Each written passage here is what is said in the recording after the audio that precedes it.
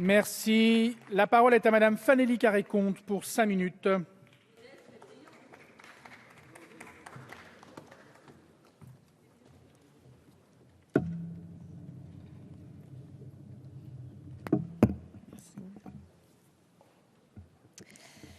Monsieur le Président, Monsieur le Ministre, Monsieur le rapporteur, Madame la Présidente de Commission, chers collègues, votre proposition de loi, Monsieur le rapporteur Cherpion, pose deux débats récurrents du point de vue des politiques économiques et sociales autour de deux questions.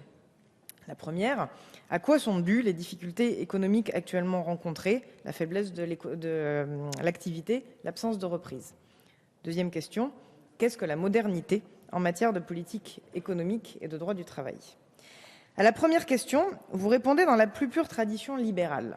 Selon vous, il y aurait trop de rigidité sur le marché du travail, trop de tabous protecteurs des salariés et évidemment un code du travail beaucoup trop épais qui aurait contre lui le tort inexcusable de comporter trop de pages. Peu vous importe que ce raisonnement passe outre, par exemple, la question de la faiblesse de la demande. Si une entreprise n'embauche pas, ce n'est bien souvent pas parce que son dirigeant serait effrayé par les contraintes imposées par le droit du travail, mais simplement parce que ses carnets de commandes sont vides et qu'il ne va pas embaucher quelqu'un s'il n'a rien à lui faire faire. Peu vous importe par ailleurs que ce raisonnement fasse sciemment l'impasse sur les nombreuses souplesses qui existent déjà sur le marché du travail. Il est faux de dire qu'il est très difficile de licencier dans notre pays. L'utilisation importante des ruptures conventionnelles est d'ailleurs malheureusement là pour en attester. Peu vous importe enfin que lorsque la croissance était au rendez-vous, ni les 35 heures ni les seuils sociaux ne posaient alors de problème. Ils ne freinaient pas la croissance. Ils deviendraient coupables dès lors que l'activité économique serait dégradée? Il y a là, je crois, une incohérence qui doit être soulignée. Jamais, en revanche, dans vos raisonnements n'apparaissent les sujets suivants.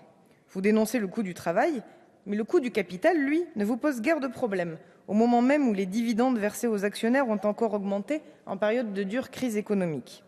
De même, la qualité de vie au travail, la lutte contre la précarité, qui sont pourtant également facteurs de compétitivité, ne semblent guère faire partie de vos priorités. Sous couvert de pragmatisme et d'antidogmatisme, c'est donc un diagnostic éculé que vous nous présentez, simple prétexte finalement à faire, au nom de votre idéologie, reculer un certain nombre de droits sociaux. À propos de la deuxième question sur la modernité, nous touchons là un débat passionnant et particulièrement d'actualité.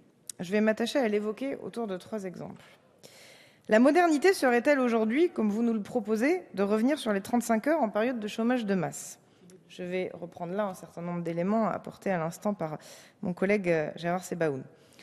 Outre le fait que, vous le savez, les entreprises ne sont pas majoritairement demandeuses de revenir sur les 35 heures, puisqu'elles sont peu à avoir utilisé les possibilités de dérogation ouvertes par la loi 2008, mise en place lorsque vous étiez au pouvoir.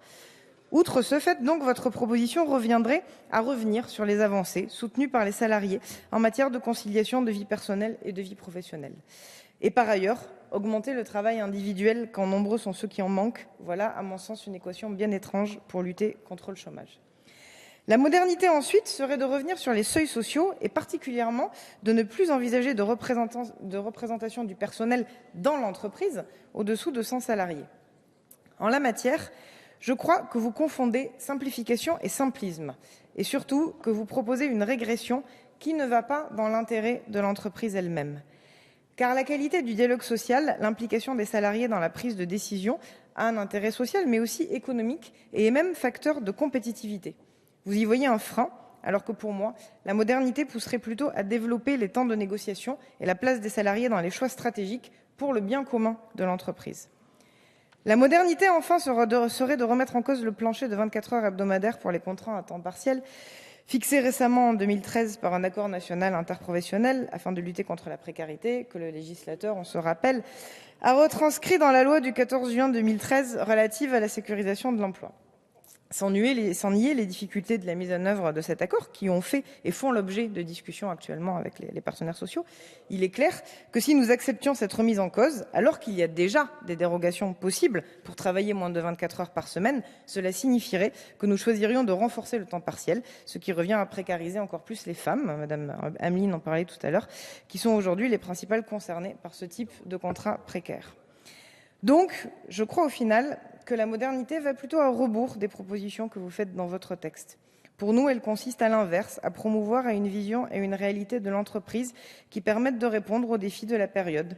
Soutien aux entreprises qui investissent, notamment dans la formation et la recherche, lutte contre les inégalités et la précarité au travail, en particulier des femmes, protection et droits nouveaux pour les salariés, dont la mise en place de réels fonctionnements démocratiques associant pleinement les salariés, ce qui, encore une fois, va pleinement dans l'intérêt de l'entreprise et de toutes ses composantes, car cela lui permet de se penser dans la durée, de mettre en œuvre des stratégies de long terme qui ont parfois cruellement manqué à certaines de nos entreprises.